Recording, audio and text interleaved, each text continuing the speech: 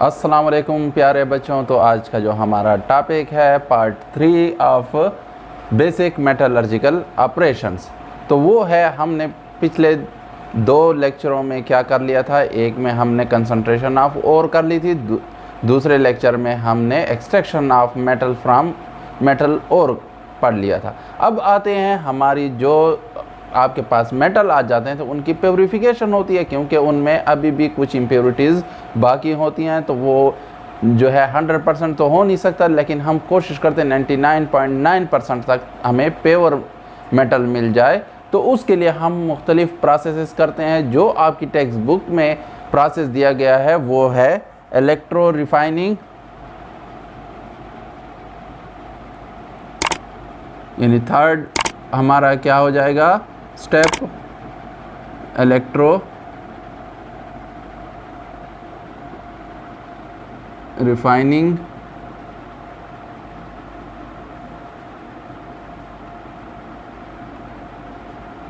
या इसको हम अगर जनरल नेम दें तो प्यूरिफिकेशन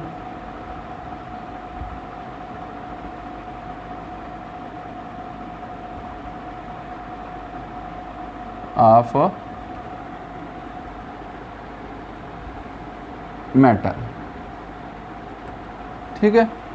अब इसके लिए हम ज़्यादातर जो यूज़ करते हैं, यानी कापर हम पढ़ रहे हैं तो कापर में हम क्या कर रहे होते हैं, इलेक्ट्रो रिफाइनिंग यूज़ कर रहे होते हैं। और इलेक्ट्रो रिफाइनिंग में क्या हम करते हैं, हम एक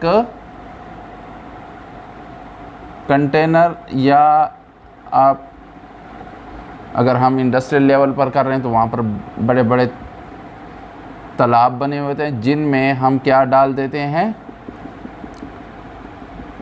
वाटर वो कर देते हैं, और इसमें CuSO4 डाल देते हैं, और साथ साथ कुछ ड्रॉप्स एसिड के भी डाल, जैसे H2SO4। ठीक है।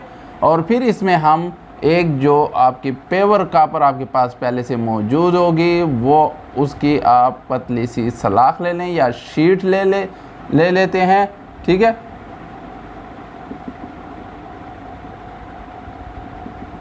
और दूसरी तरफ जो ब्लिस्टर कापर का हमारे पास आई हुई थी तो उसका बड़ा स्लेब ले लेते हैं। फॉर एग्जांपल ये ब्लिस्टर कापर है। ठीक है। अब इसको हम एनोड बना देते हैं। तो एनोड एनाइन आएंगे तो इसको क्या कर देंगे, पॉजिटिव उसकी तरफ कनेक्ट कर देंगे, और इसको negative terminal of the battery के साथ कनेक्ट कर देंगे। ठीक है। जब हम इसका सॉल्यूशन बनाएंगे CuSO4 का और एसिडिफाइड, तो ये इलेक्ट्रोलाइट का काम करेगा। तो ये क्या हो जाएगा, Cu+2 और SO4 -2 हो जाएगा। ठीक है। अब जब हम इसकी वो करेंगे, करंट पास करना शुरू कर देंगे, तो हमारे पास जो है एट एनोड क्या हो जाएगा, जो ब्लिस्टर कापर है उसमें से आयन निकलना शुरू हो जाएंगे, वो लॉस करेंगे इलेक्ट्रॉन को, और किस फॉर्म में आ जाएंगे सॉल्यूशन में, Cu+2 आयनिक फॉर्म में आ जाएंगे। तो वो फ़ौरन सॉल्यूशन की तरफ आ जाएंगे और 2 इलेक्ट्रॉन लॉस कर लेंगे। ठीक है। तो ये 2 इलेक्ट्रॉन आगे बैटरी की तरफ चले जाएंगे, और इधर से जो इलेक्ट्रॉन की मूवमेंट हो रही है, तो यहाँ पर अब हमारे पास सॉल्यूशन में क्या हो जाएगी, कंसंट्रेशन ऑफ कॉपर आयन या क्यूप्रिक आयन की मिकदार ज़्यादा हो जाएगी।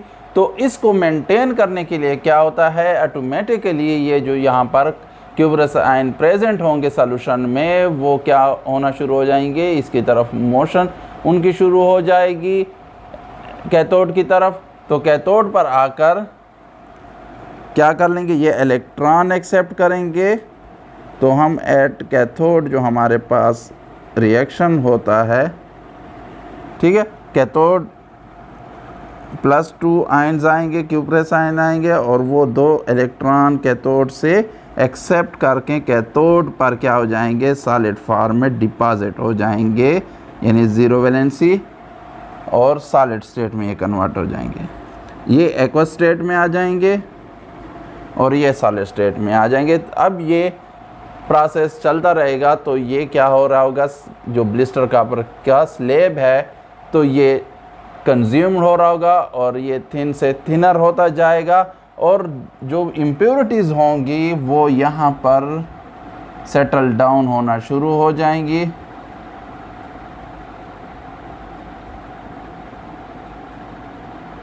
ठीक है, जिसको एनोड मड का नाम हम देते हैं।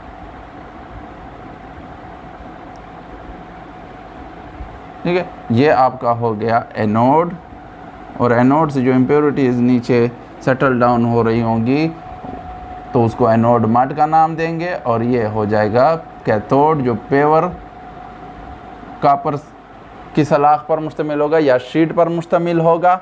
ठीक है, अब एनोड मड में जो हमारे पास होती हैं वो हमारे पास गोल्ड होती है, सिल्वर होती है, आयरन भी होती है, इसके अलावा मैंगनीज भी होती है। ठीक है, और इसके अलावा Cu2O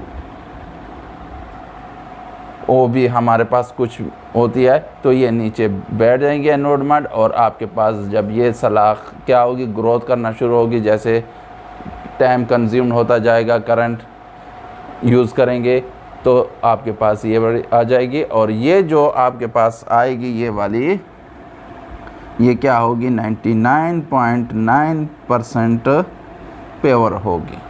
ठीक है, ये जो थी ब्लिस्टर वाली ये 95 से 97 या 97 से ज़्यादा 90, अगर बहुत ही प्योर हो जाए, बहुत ही आप तरीके से एक्सट्रैक्शन मेटल का कर लें तो फिर 99 तक चली जाती है, फिर भी 100 नहीं होती। तो हम जब इलेक्ट्रो रिफाइनिंग करते तो हमारे पास कितनी उसमें ये प्योर फॉर्म में आ जाती है, 99.9%।